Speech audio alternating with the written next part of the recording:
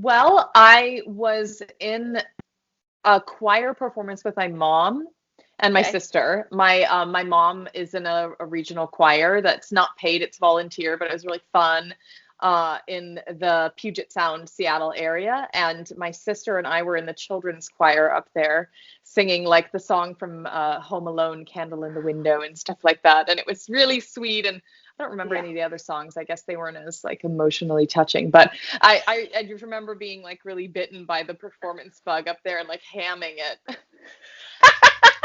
That's amazing. That's so wonderful that your mum, does she still sing? Yes, she's actually still part of that choir. When I was very, very little, she was part of the Seattle Symphony chorale, so the chorus that works with the Seattle Symphony. Yeah. But they were the hours were not super family friendly around the holidays, and my sister has a Christmas time birthday, and so my mom decided to find something that was a little bit like they do their concert a little earlier in December, so she wouldn't be missing my sister's birthday all the time. So, Yeah. yes, she switched over to the Choir of the Sound, and then she's been with them ever since. And she loves singing in choirs, and she's second soprano. And I mean, Oh, obviously, I amazing. get my singing talent from her. So I was just gonna say, so that's where you kind of get the bug. exactly. And honestly, like listen to her on the phone versus me on the phone, we sound like the same person. You can't tell the difference. She has the same long neck and big cheekbones. Like I get it from her. Like it's like a copy of the voice box. Yeah. Oh my goodness. So growing up then, what kind of music did you like to listen to? We listened to a lot of different things. My dad was very much into like rock and roll, and he's super into the Beatles and the Grateful Dead. And so I grew up with like all of the really like drugged out Beatles music. So all the very like strangely inspired Beatles music. And it was always a lot of fun because I felt like my parents brought these two completely different sides of the Yeah. coin. My dad's crazy love of the rock and roll and like folksy, interesting such, and my mom's love of classical music and choral music. And when I was in the womb, she sang in the Verdi Requiem as part of the choral Wow. ensemble with the symphony. And Yeah. so I've always felt like I don't know, a weird pull to that piece. I swear it's like something that's like in a genetic level now. But Yeah. yeah, we grew up with a kind of a weird dichotomy between rock and roll and classical music, but not a lot of in between, interestingly. I had to learn Ah. like pop music and jazz and Yeah. stuff like that on my own later on. Oh my goodness. Oh my goodness. So growing up then you had a bit of singing kind of within the choir and stuff, but was your ambition to be a performer or did you kind of want to do something else? Initially, I wanted to do something else. My dad was an engineer, and so being an absolute daddy's girl, I was like, I'm gonna be a pilot, and like pilot planes and like commercial airlines and stuff like that, Yeah. which he had always wanted as a young person to do. Although he ended up going in a different route and going more naval with that, but Yeah. and so I think I had these sort of odd random ambitions, and then for a little while I wanted to be a supermodel like Cindy Crawford, and that didn't work out. Uh, and then I settled on singing when I was 12. So really about the same age as many of your students. When I was Yeah. 12 years old, I realized that I wanted to sing, and not just that I wanted to sing, but that I wanted to sing opera, which I feel like is a very specific goal at 12. Yeah. But Yeah. obviously it worked out because I chose that, and then I put all my eggs in that basket and really pushed at that goal for all Yeah. these years. And then I did end up singing opera professionally and then switching to musical theater. So I feel like it worked out. It's good to have a It, dream early on. it did. I would never have specifically picked musical theater because Mm. I always thought, well, you're good at the thing that sounds like opera. So, of course, musical theater is not really quite the right fit. And then somehow musical theater came in and found me and Yeah. lured me over. And it actually is the perfect fit for me.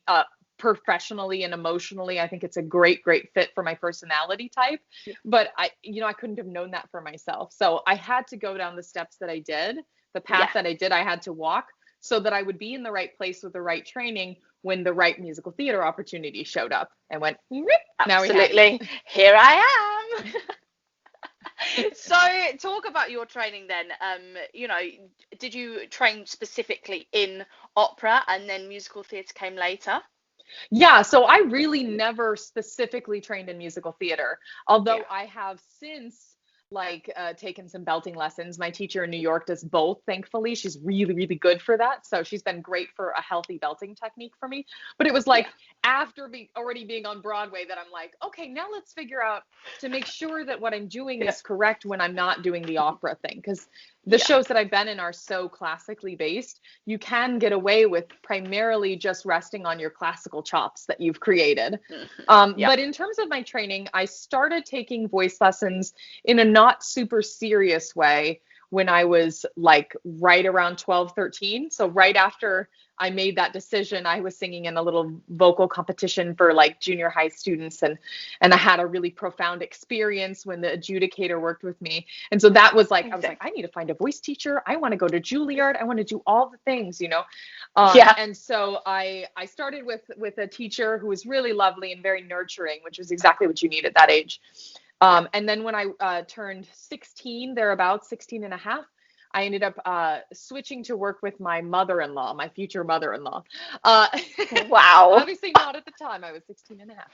But Yeah. I had this recommendation for somebody who was really, really good and who worked with all the young artists working at Seattle Opera and was a great coach and a great accompanist and teacher. And so I took the referral. I went with it, and it was so profound. Every lesson I felt like it was a huge epiphany.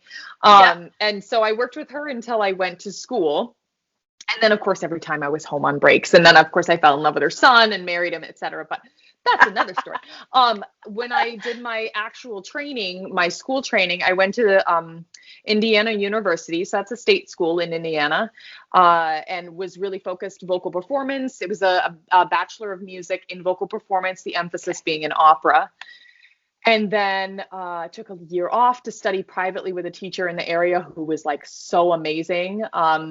And really made me like remember why I wanted to do it so badly, which I think Yeah. is really important between degrees. And then Mhm. I left Indiana and went to the University of Tennessee, Knoxville. And I got to do like a really cool sort of combination between being sort of an intern at the Knoxville Opera as well as a master's student in the university. So while I was getting my master's, I was doing hours at the That's amazing. Knoxville Opera, like covering roles like Lucia and doing the role of Mabel in Pirates of Penzance, which was lovely. I love Mabel. And Oh, also things wow. like helping with the hair department and making calls to find advertisers for the program, you know, things like that, you know, calling the car dealerships and checking if anybody wants to put an advertisement in. Um, Yeah. and that stuff paid for my master's because it was like, and it was a Wow. partnership between the opera Uh-huh. company. So I got to get my master's essentially for free. Obviously I had to pay my living expenses. Insane. So it was Yeah. really a special, amazing opportunity where I was like sort of professional, but also still a student, like pre-professional. And so, yeah, so that's in a nutshell, my training was that. And Wow. then Yeah. any of the rest of my acting, dancing training, et cetera, kind of happened along the way on the job, Hmm. you know, at Yeah. classes when I realized, wow, I don't have quite the skills that I need for the jobs that I want. If I want to do Yeah. musical theater, I better Hmm. take some dance classes. I better, you know, Yeah. do a little more there, invest a little more. That's amazing. I mean, the fact that you, like you said, you know, you trained in opera, but in classical singing, but the fact that you then got that internship, that's insane because you learnt on the job while still learning in the Yeah. classroom. It's one of those things that you Yeah. kind of hand in hand. It tends to happen one of two ways. You know, people either tend to go, do you know what, I'm going to focus and study somewhere specific and get all that kind of training that way, or other people go, do you know what, actually I would rather just learn on the job. I'm going to find myself an agent, I'm going to take some classes, you Hmm. know, and just going to jump in. It very rarely works, almost like you said, Yeah. both ways. How incredible though, because you kind of had the best of both worlds, which is pretty much what everybody wants. Absolutely. It was an incredibly nurturing environment, but there was also a lot expected of me. So I had the Yes. opportunity to rise to those challenges while not being like in such a scary environment. Like I said before, like when I was 12, I was like, I'm going to go to Juilliard. It's probably best that I didn't. Yeah. You know, I did apply there. I did get to the finals. I did not get in. I was Awesome. devastated at the time, but in retrospect, it was exactly the right path for me Yeah. to take to go to a state school. I ended up with the right teacher at the right time, which is so much more important even than the school, is like the right voice instructor, right? When you Hmm. like need to hear Yeah. those things. And Yeah. so, and I also like got closer to my husband, who also then ended up going to Indiana University. So it was like I Win-win. don't know that I don't know if I would have married him if I hadn't gone to Indiana, because if I was off in New York and, Of course. I would have known him, but I don't know that we would have had the opportunity to grow close and get married. So it all worked out. It did. And are you kind of a firm believer in things like that? Everything happens for a reason, and you might have your sight set on something specific, but if your path takes you somewhere else, to just go with that rather than constantly hammering, no, this is what I've got to do. Yeah, I have this sort of saying that the road leads where it's supposed to. Hmm. The path Yeah. becomes clear as you're on it, so you have to be the one taking the steps. You have Yeah. to be the one propelling yourself forward. But if the path opens up this way a little bit and there's a spot, or that way, like, we can't choose for ourselves the way the labyrinth is going to play out. So we have to kind of just start walking down the path with a goal in mind so that we're progressing, and then see where it takes us, because I wouldn't have picked the path that I'm on, and Yes. I'm so happy on this path. It Hmm. was the right path that I couldn't have known was right for me. So I'm absolutely a believer in fate. We end up where we're supposed to.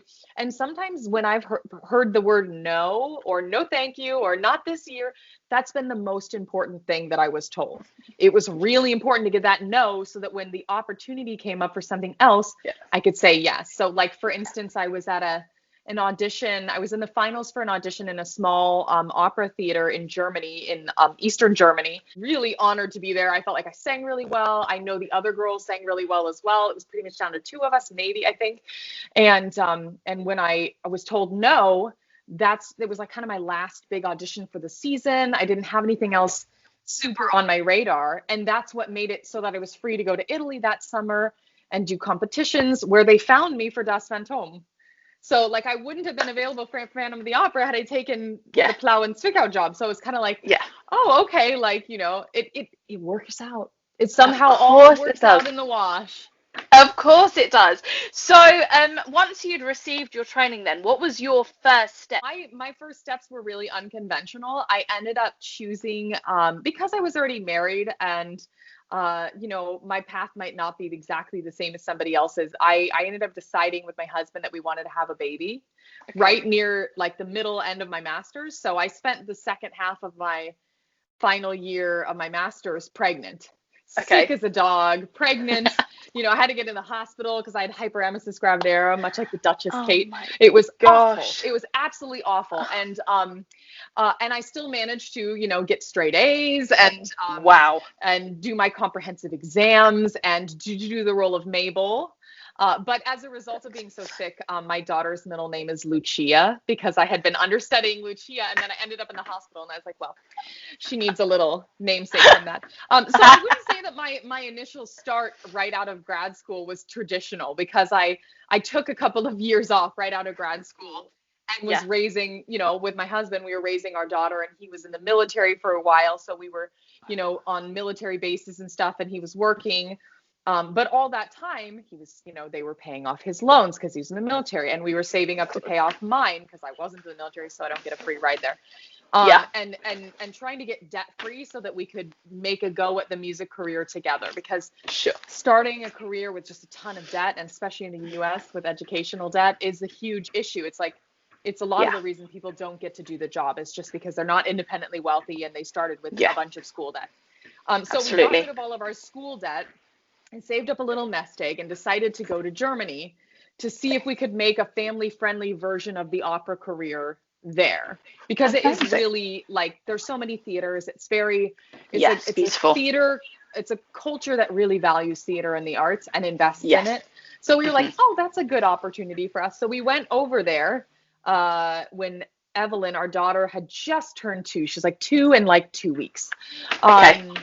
And so we moved over to Germany, and we ended up spending in total just about 5 years, just under 5 years in Germany, singing and working.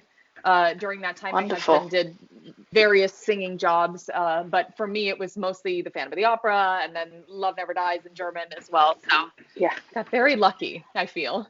Wow. And so, how do you pick up a language? Did you already speak the language? Yeah, so because my heritage is largely German, not completely, Okay. but like I had, two grandmothers who were basically full-blooded German, had German Okay. parents. So, Yeah. so I always felt like kind of an affinity with the idea of like, oh, I could always learn German when I'm in high school or something, because it seemed so cute to like tip the hat to a language that my, ancestors back in like the 1800s lived in Germany and spoke that. They came over like 1860 or 70 or something like Okay. that, but Yeah. and farmed in the US. They were farmers. But anyway, Amazing. so I decided to take German when I got to high school, because I was like looking at all the language options. I already knew I wanted to be an opera singer, and the language options at the high school level were Japanese, Spanish, Oh, French, or blimey. German. So I initially signed up for French, and the class Okay. ended up being full, and so they bumped me, Oh my and gosh, look at this they didn't now. put me into anything. And so within the first week, I was like, excuse me, I'd still like to be in a language. How about German? And they were like, oh, we have plenty of space in German. And so it was perfect. So I took 3 years of German in high school. And then when I went to college, I took a little refresher course because I really never learned the grammar properly in the first place. And so I didn't pass out of the test, even though I understood everything, because I couldn't correct the grammar errors. They're like, find the grammar mistake in the sentence.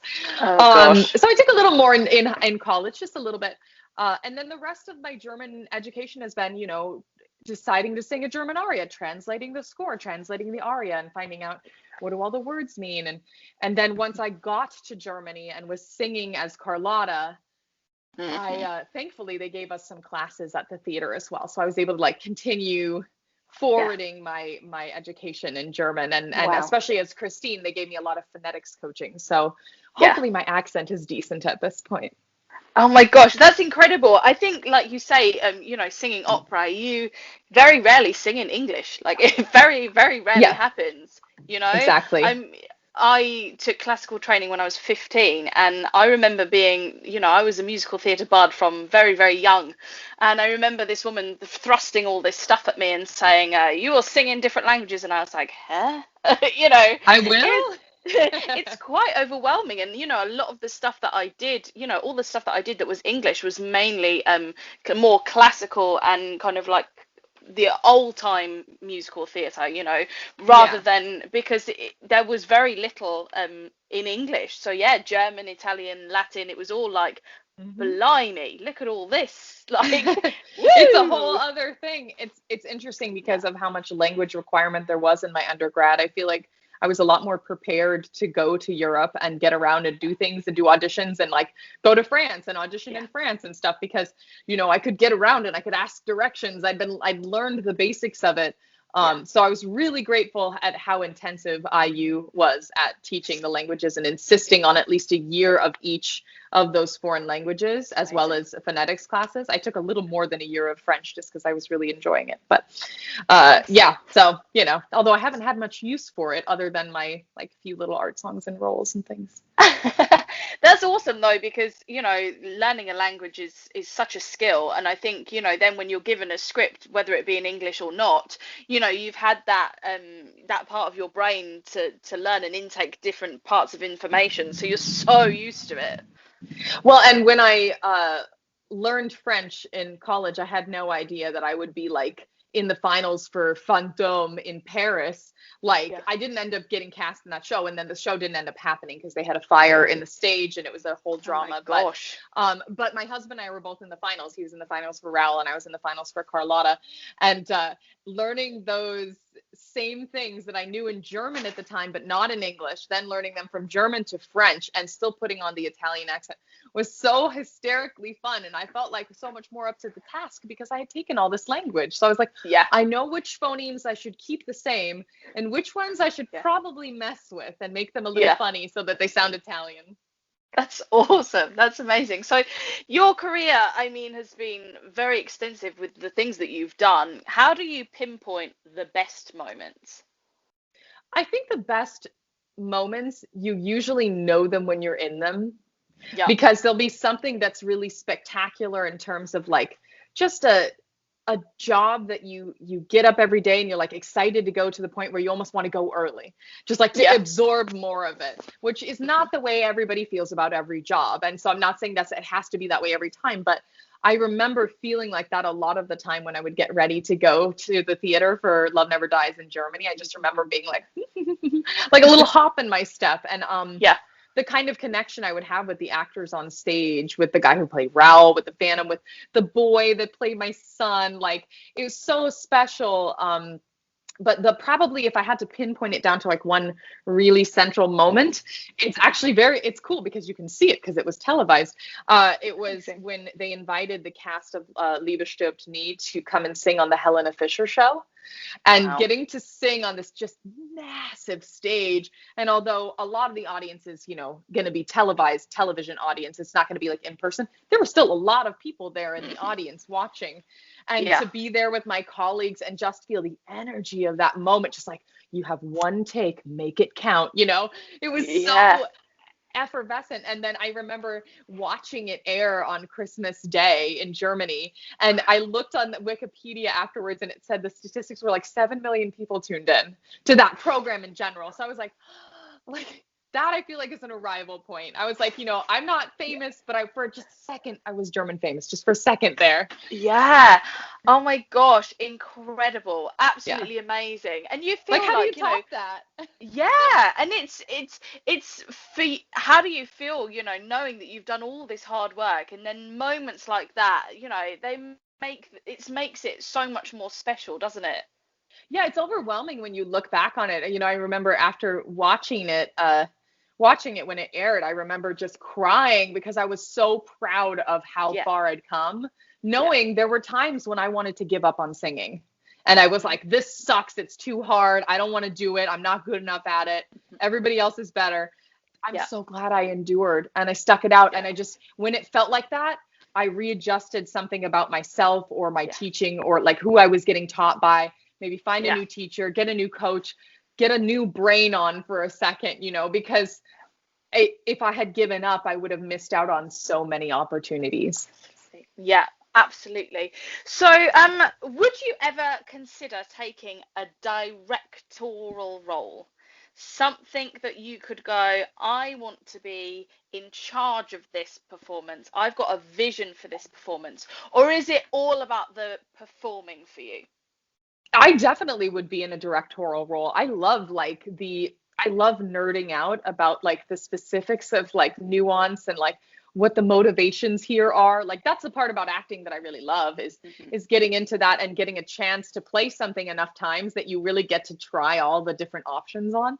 And so I Yeah. think with a directorial role, being able to say like, can we try it this way? And like putting Yeah. your poetry and your words together to inspire somebody to do something differently and even better it's kind of like what I do with teaching singing. I mean, I Yeah. use my words incredibly carefully to Hmm. evoke the technical change or the artistic or the acting change that I'm seeking, or even like German diction when I'm asking people to do something. Like, I have to be very specific about the kinds of words that I use to inspire people to do the thing that you want them to. And I remember watching Simon Phillips, who directed Love Never Dies, not in London, but in the Australian and the German productions, and then as well in the US tour. And the way he used his words was like an artist with a Yeah. paintbrush. It was just Hmm. absolutely the most refined choice of language in the world, and you knew exactly what he wanted. And if I was going to be a director, I'd want to be that kind of director, Yeah.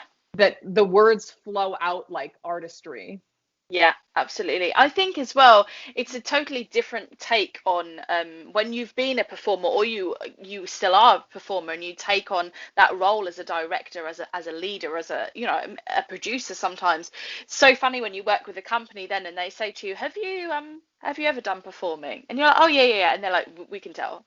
It's Yeah. because you kind of speak the same lingo, you speak the Yeah. same language, and when you've been on the other side of it, is what is expected of you, but also you know what it feels like to do those things. So then when you're in the driving seat, if you like, and you're asking someone else to do it, you kind of have that empathy and that kind of understanding of what it is that you're asking someone else to do. And you know kind of how much you could ask of them and how Absolutely. much they should be able to decide for themselves, because you know what Hmm. would bother you if somebody asked you as well. Yeah, Yeah. absolutely, absolutely. So, do you have a favorite performance venue that you have been lucky enough to be in, or somewhere that you are dying to be invited to sing or perform at? Well, I definitely would still like to perform at the Metropolitan Opera. I don't care like in any role, second tree from the left, like in the chorus, I don't care. Like it Yeah. doesn't have to be the lead, although that would be amazing as well. But I would love to perform at the Metropolitan Opera, and I've had a bunch of friends sing there, so it's not like the possibility is closed to me, but it is a really tricky. There are so many people that want to sing there and not that many positions available to do it. So I have hope, but no expectation. We'll see. That's wonderful. Uh, but I would say my favorite venue to perform in so far was the Fox Theater in Atlanta, Georgia. It is an enormous, beautiful old theater, and I was so surprised because, like, on tour, you think of like, okay, when you're on Broadway or like those really big theaters in Hamburg, you think of them as being like the best theaters that there are. But truly, Broadway theaters are tiny. There is Hmm. no space backstage. You're just trying to stay out of the way and not get hurt, Yeah. you know? When you're out on tour, these theaters have the luxury of space. They have a slightly bigger zip code, you know? Yeah. Hmm. And so the Fox Theater in Atlanta, they have this organ that they like during the show, they bring it down into the basement, and then before the show they bring it up and they have somebody playing live organ. And so because we were doing Gosh. Love Never Dies, they were like da da da da da da da da da da in a 5,000 seat auditorium with this like amazing ceiling that looked like the night sky. I was Oh like, my God. this place is like another world. Can I live in Yeah. this building? Like, I was Yeah. like, it's also probably haunted, but I loved it. I didn't mind the millions of stairs. It was the coolest place I've ever performed. It was so fun. Oh my goodness, that is a heck of a lot of people. Yeah, I think we were only there for 1 week too. They didn't seat all 5,000 seats because with our show, the way it's set up, there would have been a real partial view for some of those Yeah, for side sure. seats, so they didn't seat all of them. I think they seated 47 or 4,500 of the seats were what they were That's like, we can insane seat though, those isn't and it? they'll be able to see. But it was so cool. Can you imagine the energy? Because it was pretty much sold out every Yeah. night too there because we were only playing Wow. for 1 week. The kind of just like whoosh of Yeah. the audience, that excitement at the end when you're like, okay, Oh, it was amazing. It was just the energy was yeah. palpable. Yeah. And like you say, when you're used to kind of like your the West End Broadway, you know, your home, if you like it, Yeah. you're used to this smaller energy, although energy Yeah. A nonetheless, bit you more know. intimate. Yeah, absolutely, and it brings with it different challenges and different positives and negatives, and always, doesn't it? Mhm. But I mean, that must have been insane having, because it very rarely you find a venue big enough to seat that many people. Yeah. The only other one that we sang in that was that large was the outdoor venue in Kansas City, Missouri, the Starlight Okay. Theater, which was very cool as well. But it was interesting because we couldn't do any matinees because, you know, it's just light out. And Hmm. we have a show that's kind of dark in nature. Yeah. Love Never Dies. It starts like dark, you know, Yeah. Phantom singing in his like dark chambers. If it's bright and sunny, it just doesn't have quite the same appeal. And No. so we did only 6 performances there, and we had to stop several times in one performance because there was a lightning storm. So Oh my if the life. lightning was just going across the sky, we were okay, but it was super creepy and like eerie out there. But as soon as it started touching the ground, they had to halt the show because it's a safety issue for the audience out there in like the rain with their umbrellas. It's like Oh holding my up a wire gosh. to the lightning. Oh no. And so we definitely stopped a couple of times during that show. It was a Yeah. little bit scary, but it ended up being just fine. But it was still really cool. I think that Wow. theater seats 8,000, but they don't usually have 8,000 there for a musical. It's Yeah. usually more like 3 or 4,000. But it was Yeah. very cool. Favorite line or lyric from a show or song?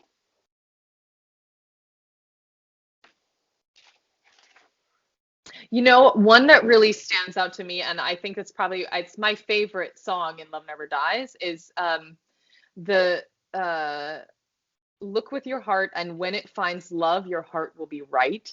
And I always like that line because it doesn't just say like your heart will be correct in that it actually found love. It almost sounds like it will be well with you. Your heart will be Yes. right. It will be all right Yeah. once you find that genuine love. And so I've always loved that line. Every time I sing it, I was like, It's a beautiful line, yeah. a little bit like, tear up a little in my heart because I just love the Yeah. feeling of that. Because she's trying to teach her son about genuine love, and he's in such a tricky situation with the relationship with his dad, but her love is so pure with him.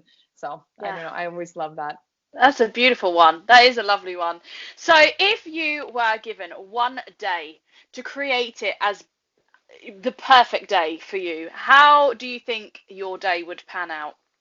Well, I would certainly have a performance of some kind because I mean, come on, even if it's Yeah. just like, let's get a lawn party going, let's all sing karaoke together, something that involves singing. But my perfect day would probably, would certainly involve my family as well, because like they bring the joy to the job. They're the reason for the job. They're the reason that I want to do it and why I'm inspired to do it. So I think my perfect day would be a beautiful, fun tea party breakfast with my daughter and my husband, because I love doing that. I have this beautiful tea set that I love to pull out and do like a really like British tea service, like Yeah. tiered and the little cakes and the whole. The I mean, afternoon I get tea. out there. I Yeah. love it. But I love to do it like randomly as like a late breakfast on Sundays and stuff like that. Yeah, So I would cute. do something like that. And then we would spend the day together doing fun things, and then some sort of a fun performance in the evening, whether it was all of us singing together like we've done at Oh, concerts, lovely. or me being in a show or something. But yeah. Amazing. Awesome. That sounds fantastic. Sounds like a perfect day and just what we need right now. We need it right Right? now. Yes. A little bit of connection with humans would be great in that.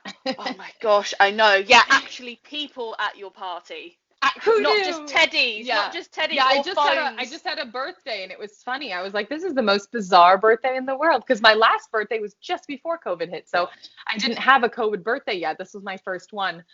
Yeah. So bizarre. It was just the three of us at home. We ordered in some food. Oh, We, ate some cake, and then my husband and I were watching, like, we were doing like a Lord of the Rings marathon. oh, It's like, cool. this sounds fun. We haven't watched that for years. We love it. We have a nice big TV. Let's get it on there. Yeah, let's It do was it. so That fun. leads very nicely onto my next question. Do you have a favorite TV sitcom or film? Well, okay. I have quite a few favorites, but if I had to put one specific favorite film, I would say Little Women. The one with Winona Ryder and Susan Yeah, Sarandon, I've always really identified with, because it's like my favorite book from childhood. So yeah. always really loved Louisa May Alcott's writing.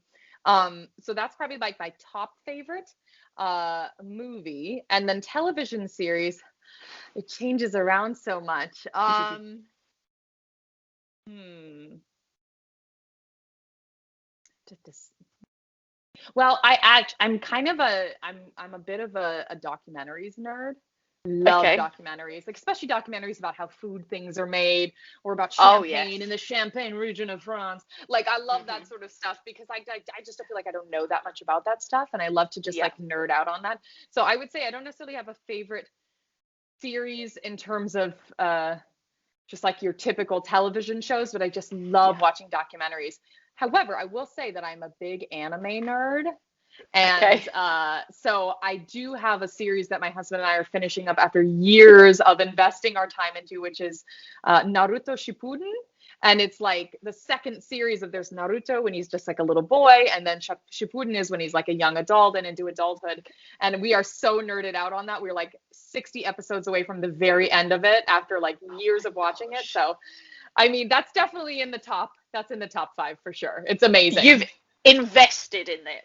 Exactly. It's like changed who I am as a person a little bit, because it's such Yeah. an inspiring show, and because Yeah. I love being like driven to try things and do things and not give up, and that's kind of the vibe of the show as well. So we were watching that right before we moved to Germany, and I swear it had an impact, like truly, Yeah. because what you watch like does kind of have an impact. Oh, If it's really like lulling, you'll be like, yeah. if it's really inspiring, you'll be inspired. Yeah, it's so true. It is so true. It's like music, isn't it? It's a reflection on emotion and how you're feeling, but it also can affect your emotion and your feelings and your thoughts and the way you are. It's like the creative arts is it's so influential. It's unbelievable. Hmm. Yeah, and especially because most people in the creative arts, there's a bunch of empaths. We're so empathetic, we can't help but be Yeah, like impressed upon yeah, by the things we're working on. I remember with Phantom, our Phantom in Das Phantom, Matthias talked about how like because the role was so dark when he was off stage, he needed to keep so buoyant. He had his like guitar in his room and he was like jamming out with his like oh, guitar and stuff. And I'd come in there and I had bought a guitar, so we were like jamming together, like oh, so Carlotta and the Phantom. cool. Because anything to keep the mood light in a really Yeah, dark show helps because after 500 performances, especially for him, not so much for me, because as Carlotta, my role is light. She's like, hey, I'm here. This is what it is. But yeah. his role was so dark that he needed like people to be around him. He didn't want to like hold himself off from everybody else because otherwise he like is becoming the Phantom slowly Yeah, in the role. yeah. He Oh needs my his gosh. buddies around. Absolutely, absolutely. So, your other hobbies then? Do you have any, or do you have something that you'd love to pick up and learn? I mean, you already speak all these different languages, you could already do all these cool things, but is there something that maybe isn't kind of creative or musical that you'd love to kind of get stuck into? Yeah, I mean, there's definitely some hobbies that I want to pick up a little bit more. I've never considered myself a great dancer, and so like trying to expand my horizons with dance and grace and poise and stuff has always been something. But that's a little bit still in the creative arts. I also really like baking.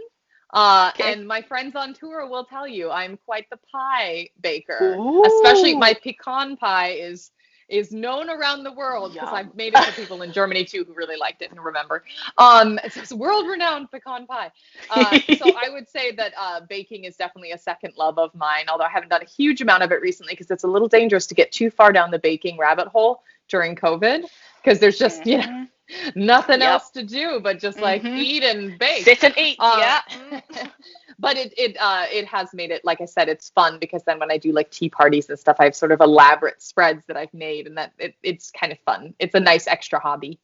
That is amazing. That is amazing. Before we talk about life in quarantine, we're going to do a quick fire round. So I'm just going to basically shout some things at you, and first thing that comes to your mind. This is Okay. crazy because everybody always goes, "Oh yeah, quick fire round, easy peasy," but it No, that's tends to stressful. I love surprise it. you. I know it tends to surprise you though. Sometimes you say an answer and you're like, "I so would Oh, is that normally, true? if you'd have given me time to think, I would never have said that." Yeah. Okay, here we go. So, book or TV? TV. Cold or hot drinks? Hot. Vanilla or chocolate flavor? Chocolate. I feel very Sandals strongly. or trainers? Sandals. Car or train ride? Train ride. A horror or a comedy film? Comedy. Disney or Marvel? Disney. Soft drink or fizzy drink? Soft drink. Cat or dog? Cat. Early night or early mornings? Early morning. Summer or winter? Summer. Rain or snow? Rain. Fruit or vegetables? Fruit. And last one, rock or pop? Rock. Oh, yes. Yes, I'm a big like, Freddie Mercury fan. I love me some rock. Oh my gosh, yeah. I mean, I grew up, my mum was just obsessed with like Bon Jovi and Yes. all these like Meatloaf and all these like great big, yeah, the sound I used to call it when I was younger. I'd be like, I want to hear the sound. I used to love it. Yeah. Yeah. That teeny pop thing came later. I mean, I loved all that in my like. Oh yeah, I mean I definitely was like, at the Backstreet Boys concerts and the Oh, NSYNC and the whole, I yeah. had the Britney CD and I had all those things, but Yeah. when it comes down to it, my heart is tied to some of those other musics that I grew up listening to, and my dad's old Yeah. BMW, like fiddling around Seattle in an old car with the windows rolled down because there was no AC, and you're listening to the Beatles. Like, that's formative. That will change you as a person. Yeah, it's I don't know about you, but personally for me, music for me holds so many memories. You put on a track and it just transports you back to this event, or this this Hmm. concert, or this just those summer days where you used to play outside and you used to have these songs blasting from the kitchen because you didn't have anything portable to play it on, and Yes, smells do the same thing. Like, you oh, get a whiff of something, like a perfume, you remember, my best friend wore that, or the boy I had a crush on, or whatever. Those smells just take you so quickly back into your memory. oh my gosh, and it's so annoying, isn't it, when you have a taste or a smell that you remember but you can't recall how and where it's from, and you're racking your brain, you're I thinking, know this. I hang know on, this. oh, Yes. The first time as an adult having strawberry soda. Because, like, okay, strawberry is not a very common flavor over here. But when I was a little teeny kid, there was a little convenience store near where we lived that had this, like, I can't remember, it was like Minute Maid brand or one of these strawberry soda in these little, like, bottles.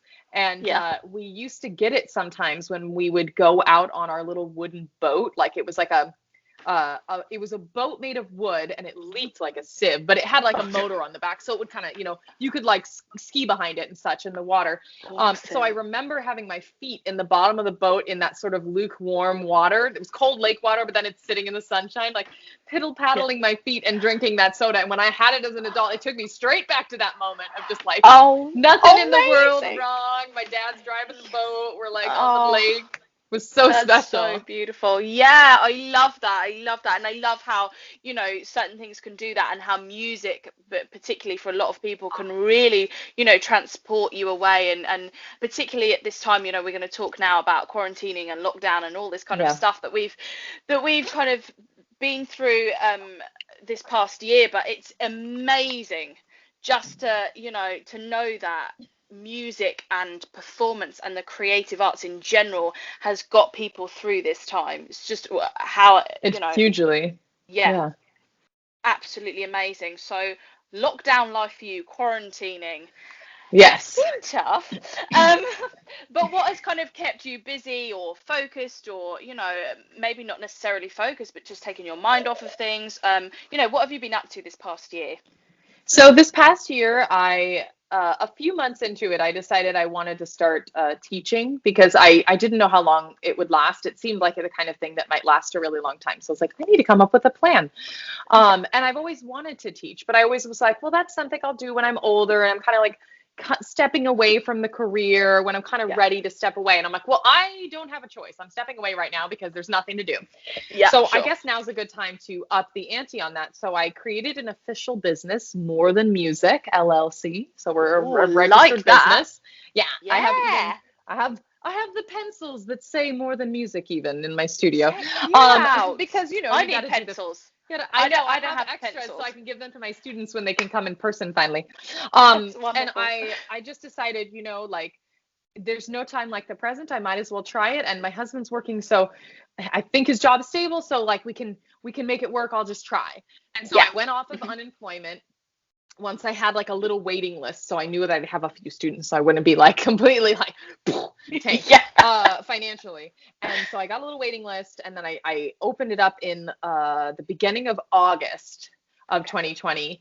And since then, I don't teach full time, but it Yeah. has been such a great creative outlet. I feel so fulfilled in the Yeah. successes of my students. So seeing somebody understand a concept and grow from something that you said, seeing that it's instrumental to them, is like the biggest reward ever as a teacher. I just feel hugely excited for my students when they conquer stage fright in a situation, or they trust themselves to do it the new way instead of the old way that they might rely on before, that's not Yeah. serving them.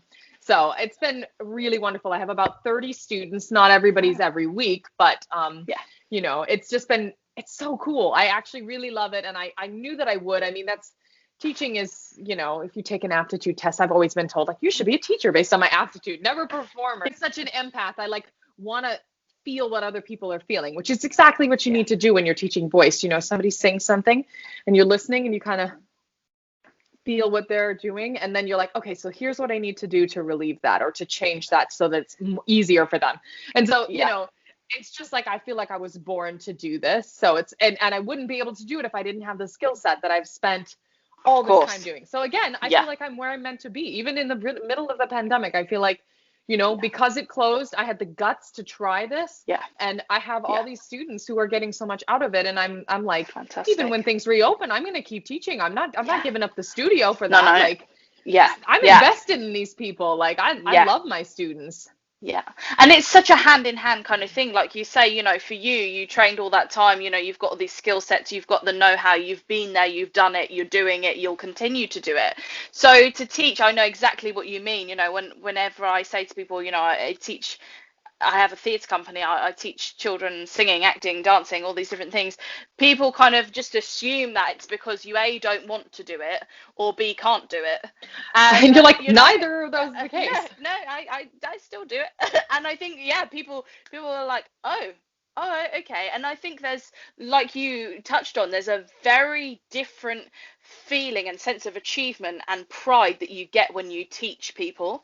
It's insane, and it's something that, for me personally, it's obviously different for everybody, but when I stand on the stage and I perform, I obviously, get a buzz out of it, and I enjoy it. But when I open a show with a company that I've written, that I've workshopped, that we've worked on for 6 months, and then it opens, that for me is the biggest thrill. And I Yeah. can't tell anybody, I try really hard to express and describe that feeling of accomplishment, and it just overwhelms you, the pride that you have for every individual on the stage.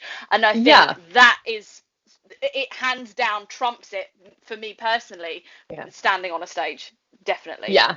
It kind of reminds me a little bit of the pride that like my dad would feel when he would come to a performance of mine. He's like, I made that and she's up there doing that now. Yeah. Like I Yeah. made this human. I feel Yeah. like he was always the kind of person, he's passed on, but I feel like he was always the kind of person who would like tell everybody in the grocery line, my daughter's doing this, or she's singing Mabel in the Pirates of Penzance and I'm flying to see her next week. Like if he had Yeah. been alive when I went on to Broadway, he would have been like calling it out from the rooftops, like my Yeah. daughter's on Broadway. Like I That's guarantee. mine. Yeah. Because, and especially because the first time that I saw Phantom of the Opera, the first time I ever saw a professional musical was the Phantom of the Opera on Broadway. He was with me. We were there because I was auditioning for Juilliard. I remember sitting up in the like balcony area. I remember exactly where we, like basically the area where we sat, like the row and everything. And so when I Oh. did my Broadway debut, I remember looking up to that spot and being like, okay, Dan, I Yeah, got he's you. there. I know he would Yeah. have been peeing himself with nerves. He would have been like, oh my gosh, oh my gosh. And I'm like, I got this. It's Yeah. fine. Yeah, absolutely. That's wonderful. And I absolutely, I don't have children, but I can imagine that feeling. I've got, like I said before, a niece and a nephew, and just the pride that you feel for them as they're part of Yeah. your family. So then when you teach students, we call it our second family. They Yeah. become very much part of it. So when one of them is off unwell, when one of them isn't feeling right, when we've got this kind of going on, although you are their teacher, it's very much like you're kind of like their big sister almost, or you're Yeah. their I always their feel like aunt. mother hen. I'm like, I'm Yeah, everybody's mother hen. I can't help it. I have yeah, to mother everybody around me because I just love them.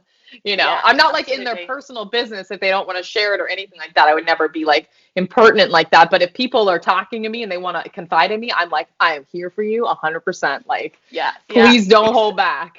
Exactly. And I think that's what makes, those relationships really special. And that's what makes a really good teacher pupil relationship, or like a cast member relationship. Yeah. When you're on stage with somebody, you have to feel comfy, and you have to feel like you've got each other. Like It's safe. such a, yeah, it's like a totally weird relationship. And you kind of think, like, I wonder how other people feel like in their jobs, because do they Mm. have that with their colleagues? Because when you're on stage, you feel very vulnerable. There's a lot of you that's Yes. bearing everything, and people that, a lot of my friends that aren't in the industry are like, well, I don't get it, because you're not playing you're not being you. And you're like, yeah, but to be able to play someone else Yeah. involves so much of you. Exactly. I mean, that's the best characters are the ones that you make as authentic as possible. I remember like anytime something would go really amiss or really wrong on stage, that's when you really rely on your cast family to like all band together to like make it work. It's like they're not stopping the show, so we got a way to make this work. And I remember Bronson, who I think you've interviewed I as have, well. yeah, he was lovely. Lovely. I love Bronson. Oh, He's like a brother to me.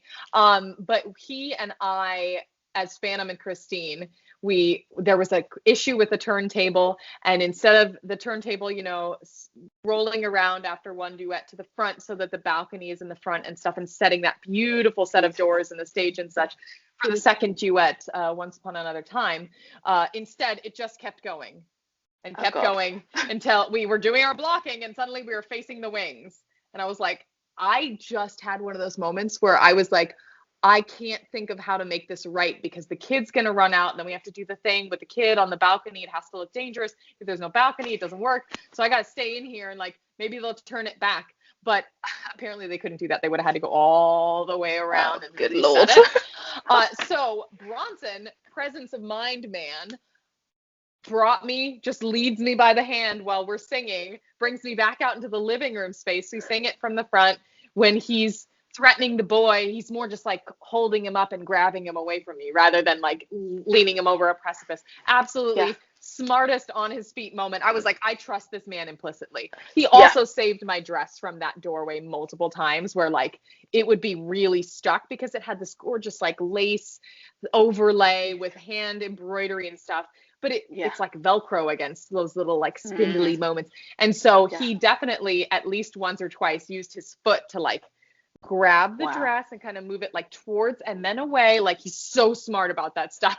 Where others might rip, he was like, I'm going to bring it towards it and loop it back around so that it unloops. Like genius. So you have to trust people. You can trust somebody like him. And that's the thing, you build a rapport with people, and they then, like you say, become your family. Even if you're not on tour and you're at home, you see those people every day of the week, sometimes more than your family. I've had many conversations with Bronson since being on Love Never Dies, and although he is sometimes in at Phantom on Broadway as well, because he was a full-time cast member before joining Love Never Dies, so he pops back in as a vacation swing all the time. He's lovely.